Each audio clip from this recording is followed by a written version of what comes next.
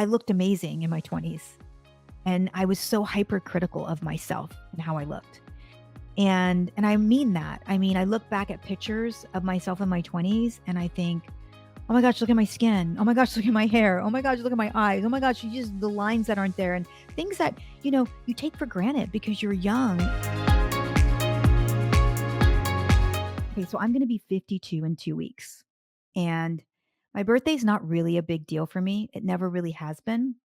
As a matter of fact, when I turned 50, there was a hurricane on my birthday, which was really unfortunate because we had a weekend planned to go to Cocoa Beach. And I was so excited to actually celebrate my birthday with my friends, my husband, my daughter. Didn't happen. I was actually uh, shoveling water out of my yard and mud, and it was crazy. But as I turn 52, I am going to do a little bit of reflecting. And I thought it would be interesting to talk about the 6 things that I wish I learned in my 20s because I feel like when many people look back on their life, it's the 20s that they go back and they sort of create so much nostalgia and love for. And interestingly enough, my 20s were, I think, harder than they needed to be.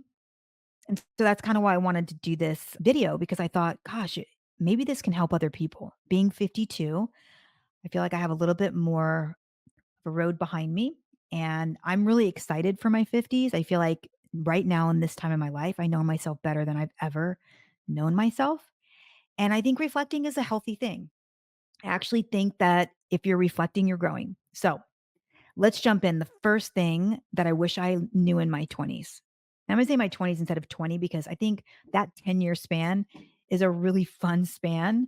And there was a lot of growth for me in that time. So the first thing that I wish I knew was that people are in your life for a season. And it's okay if sometimes they're only there for a season. Of course, we want people to be in our life forever. Why wouldn't we? Especially if they're people that we've grown fond of, that we love. But sometimes people are in your life for a season. And I will tell you this as it relates to business, it's the same thing. I was actually working as an executive in my 20s, believe it or not. And I was hiring people, and every person that I hired, I remember thinking to myself, I hope they stay forever. They're going to be a lifer. I hope they love the business as much as I do. And I think it's very easy as an entrepreneur or founder, or even if you're a leader in a company, to hire with the thought that people will be there forever. But I've actually changed that now. Now in my 50s, and even earlier, I mean, honestly, later in my career, I realized that people are in your life for a season. Sometimes that's okay. And when people come in your life, there's lessons for them to learn and there's lessons for you to learn. And as long as you're learning those and you're better for them, I think that's okay. And the same thing with business. Sometimes you hire people and they even tell you in the interview sometimes, my goal, my big dream is to have my own business. So you kind of know at that point that they're going to be here for a season. And then what I do is instead of thinking they're going to be here forever, I look at that season as a season for planting as many seeds as possible so that they can definitely bear the fruit later in their career, whatever that may be. Even if it's they want to open their own business, they want to start their own brand, whatever it may be. My job as a leader is to help them grow. So that's the first lesson is that people are in your life for a season and that's okay. So if you're in your 20s or 30s or 40s, if you're 50s and you still didn't know that, I'm helping you save yourself a lot of grief. It's okay. The second is one that you probably heard before, but I'm going to say it again is don't sweat the small stuff because hardships come and go. And they are what build character. And I think people know that, but I don't know that they truly in their 20s, they realize I lost so much sleep, literally laying my head on the pillow at night, thinking about a conversation I had, wondering if I said it the right way, wondering what they're thinking, wondering if they're sleeping tonight. I mean, I lost so much sleep doing the right things in my 20s, but I questioned everything. And to me, the right thing was really where I was. And I should have just accepted that I'm doing the best that I can where I am right now. But I think it's always, easier to look back and say that. And I'm just telling you that if you are in your 20s and you are losing sleep over questioning whether, whatever, things that you can't control, I would just strongly suggest that you remember it's okay, right? It's okay. Hardships come and go. Don't sweat the small stuff. It's okay to lay your head on your pillow and say, I wonder how that went. But just remember, to lose your quality sleep, your time, to lose days and weeks of your life to be just thinking about things that you can't control, it is really a waste of time and energy. So pick and choose those moments and really, really be mindful that time is precious. And in your 20s, you're exactly where you need to be. If you're doing the work, if you're trying to do your best, if you're seeking mentorship, if you're just if you're reading, I was always learning, and I was learning a lot by doing, and that's okay. You might learn by doing and you might fail, you might skin your knees a few times, but that's okay. The third thing is I was so much smarter than I thought I was in my 20s. And it's interesting because they'll say, "Oh, in your 20s you don't know anything." But I actually say I think it's until you're 27 or 26, you don't even have the consequence part of your brain that gets developed. So that's why it's so important to, for parents to be aware of this when your kids are making decisions. But I'm just going to say this. I was so much smarter than I thought I was. I would second guess myself. And there were things that my intuition was on. I was able to learn. I was able to grow. And I second guessed myself a lot. Even though I felt really confident that I had the answer, I still second guessed myself. And it's okay to do that, but not at the expense of slowing down and not taking those steps that you need to take in your career or in your life.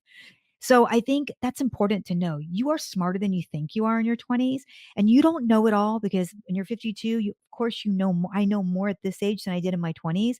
But when I look back, I was so much smarter than I thought in my 20s. And I wish I would have known that, or at least been able to say, I'm exactly where I should be at this point in time in my life. And I know more than I ever thought I would, and be able to just own that and celebrate that. And so I hope that you have that for yourself and for your business. If you are in your 20s and you are starting a business, and you are an entrepreneur, which is very much a possibility if you're watching this, in your 20s, you're not going to know it all, but you will be smarter than you think. If you're putting in the time, you're putting in the work, you're seeking counsel from people, from mentors, you're reading, you're doing those, the reps that you need to do to learn the things that you'll never learn in college. You'll only learn from doing. That's the reality. You are going to be okay and you are smarter than you think. So hold on to that. The other thing is it's okay to be different. It's okay to think different. It's okay to care about different things. I think in my 20s, I was so conscientious about what people thought. I wanted to please everyone.